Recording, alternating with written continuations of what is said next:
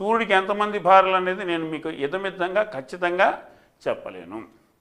ఆయన ఏమన్నారు, ఈ భార్యలను చూసుకోవాలి, పగటి కాలం ఏమో కిరణజన్య సంయోగ క్రియ చేయాలి, సముద్రంలో నీరు ఆవిరి చేసి మేఘాలుగా చేసి వాటన్నిటిని వివిధ ప్రాంతాలకు పంపించి అన్నిటికీ వర్షాలు పడేటట్టుగా చేయాలి, భూమిని తిప్పాలి, తన చుట్టూ తిప్పుకునేటట్టు చేయాలి.